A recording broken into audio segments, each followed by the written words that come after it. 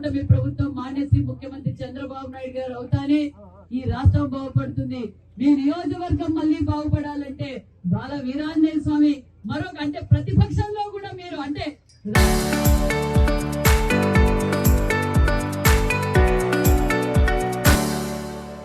Last time కూడా ఆ గాలిలో కూడా మరి వీరాంజనేయులు గారిని గెలిపించడం మళ్ళీ ఇప్పుడు గెలిపించడం నిజంగా మరి మీ అందరికీ ప్రభుత్వం తరఫున ప్రత్యేకమైన ధన్యవాదాలు తెలుగుదేశం పార్టీ తరఫున విషయం కూడా తెలియజేస్తూ మరి నిజంగానే కూటమి ప్రభుత్వం అధికారంలోకి రాగానే మరి ఒక పక్క సంక్షేమ పథకాలు ఒక పక్క మరి సంపద సృష్టించడం ఉపాధి చూపించడం మరి ఏదైతే మేము కమిట్మెంట్ అయ్యి ప్రజలకు మేము దగ్గరగా ఉండాలని నిరంతరం ప్రతి ఎమ్మెల్యే ప్రతి ఎంపీ ప్రతి మంత్రి ముఖ్యమంత్రి గారు కూడా స్వయాన ప్రజల్లోకి వెళ్ళడం మరి నిజంగానే మాకు టైం దొరకటం లేదు. నమ్ముతారు 24/7 ఏదో ఒక ప్రోగ్రాం ఏదో విధంగా నిరంతరం ప్రజల్లో ఉంటున్న నాయకులం మరి కూటమి ప్రభుత్వం అనే విషయం ముఖ్యమంత్రి గారి సూచనలకు వేరొక విషయం తెలియజేస్తూ మరి ఈ రోజు ప్రతి గ్రామంలో కూడా ఇందాకే అడిగారు నీళ్లు లేవు ఇంకా సీసీ రోడ్లు లేవని ఇచ్చారు. మరి గత 5 సంవత్సరాల్లో మరి పరిపాలన గాలి కొదిలేయడం వల్లే ఈ సమస్యలు వచ్చాయి. మనం 14-19లో మనం చూసాం ఎప్పుడు కనివిని విధంగా అభివృద్ధి కార్యక్రమాలు చేశాం. 19-24లో మరి ఒక్క ఛాన్స్ అని అవకాశం ఇవ్వడంతో మరి పరిపాలన పోయింది, అభివృద్ధి పోయింది. మనం అందరం చూసాం. మళ్ళీ మనం అధికారంలోకి వచ్చాం. గ్రామీణ స్థాయి నుంచి అభివృద్ధి జరగాలనే ఉద్దేశంతోనే మరి మీ నియోజకవర్గంలో కూడా మరి ఎన్ఆర్జీఎస్ వర్కుల ద్వారా సుమారుగా 60 కోట్ల రూపాయల ఎన్ఆర్జీఎస్ వర్కులు తీసుకొని ప్రతి ఊరిలోనూ మరి గ్రామీణ ప్రాంతాల్లో మరి ఒక్క గ్రామానికి ఒక ఎస్టీ కాలనీకే ఈ రోజు 65 లక్షల రూపాయలతో మనం సీసీ రోడ్డు పూర్తి చేశామంటే అది మీ ఎమ్మెల్యే కమిట్మెంట్, అది కూడా మీ ప్రభుత్వం కమిట్మెంట్ అన్న విషయాన్ని కూడా మీకు తెలియజేస్తున్నాం. మరి ఈ విధంగా ఇంకా కొన్ని చోట్ల సీసీ రోడ్లు డ్రైనేజ్లు డ్రింకింగ్ వాటర్ సమస్యలు ఉన్నాయి. ఖచ్చితంగా మరి జేజేఎం కింద కావచ్చు అమృతి కింద కావచ్చు మరి కొత్తగా మొదలు పెట్టిన బీబీజీ రామ్జీ పథకం కింద కావచ్చు మరి ఖచ్చితంగా మిగతా సీసీ రోడ్లు డ్రైనేజ్లు కూడా పూర్తి చేస్తామన్న విషయాన్ని కూడా మీకు తెలియజేస్తూ మరి డోలా వీరాంజనేయులు గారు బాల వీరాంజనేయులు నాకేమో అలవాటు మరి అన్నగారు నన్ను వచ్చి ఒక సీనియర్ లీడర్ ఆయన మాకందరికి సూచనలు సలహాలు ఇస్తూ ఉంటారు. బీసీ బిడ్డ గురుకుల పాఠశాలకు నువ్వు డబ్బులు ఇవ్వాల్సిందే అని ఒక 5-6 సార్లు మా పేషలో వచ్చి కూర్చొని అన్న మరి 45 కోట్ల రూపాయలు మరి శాంక్షన్ చేయించాం. మరి ఫస్ట్ ఫేజ్ ఇక్కడ మళ్ళా ఉందిలేండి, దానికే చప్పట్లు గట్టిగా కొట్టండి.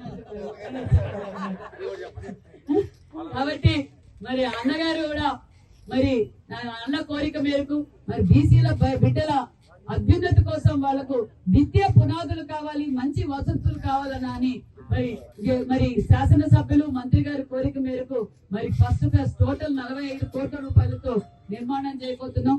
ఫస్ట్ ఫేజ్ లో మరి 20 కోట్ల రూపాయలు కూడా శాంక్షన్ చేయబోతున్నాం అన్న విషయాన్ని కూడా తెలియజేస్తూ అదే విధంగా మా సోదరుడు ఉగ్ర నరసింహారెడ్డి గారికి కూడా ఒక బీసీ ఎంజేపీ గురుకుల పాఠశాల శాంక్షన్ చేశాం.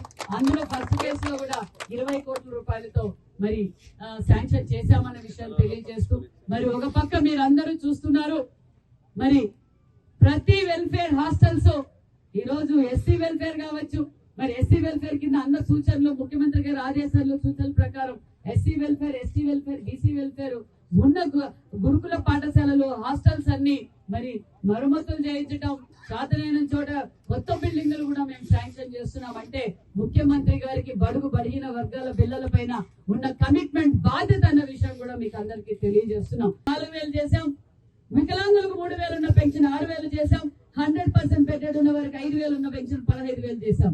ఆ రెడ్డికి జగన్ రెడ్డికి నా బీసీలు నా బడుగు బడిగిన వర్గాలని చెప్పి ఓటేయించుకొని ఆ రెడ్డికి గ్యాస్ పెంచేది తెలుసు.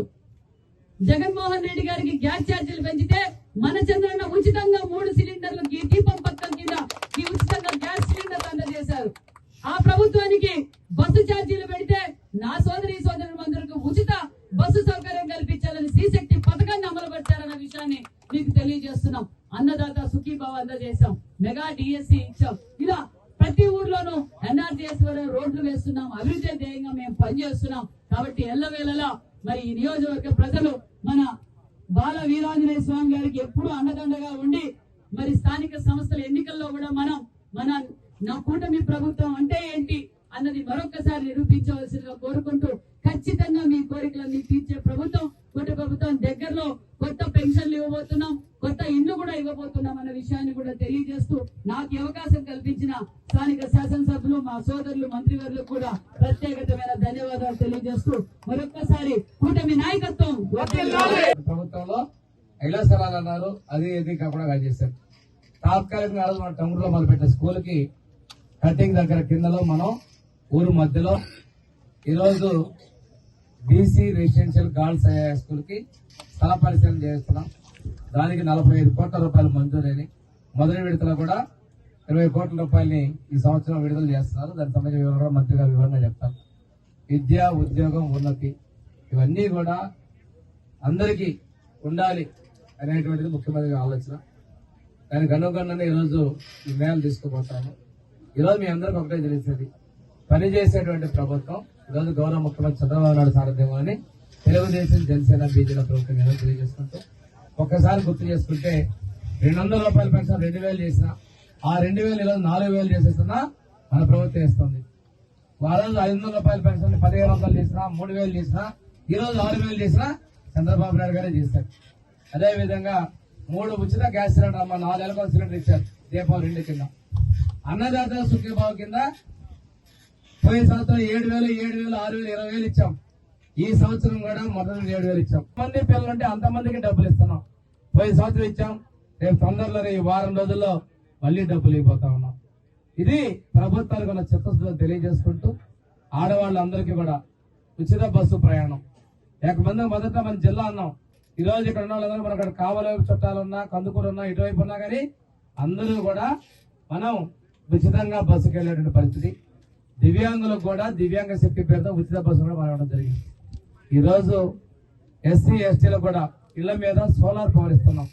సోలార్ ప్లేట్లు పెట్టి మీకు కరెంటు బిల్లు రాకూడదని చెప్పేసి 200 యూనిట్లు వాడుకునేటువంటి వాళ్ళందరూ కూడా ఈ మనం పథకాన్ని వర్తింపజేస్తా ఉన్నాం. మన మంత్రి గారు 70 లక్షలు ఇచ్చారక రాత్రి వెళ్ళాము హాస్టల్కి. 137 మంది పిల్లలు ఉన్నారు.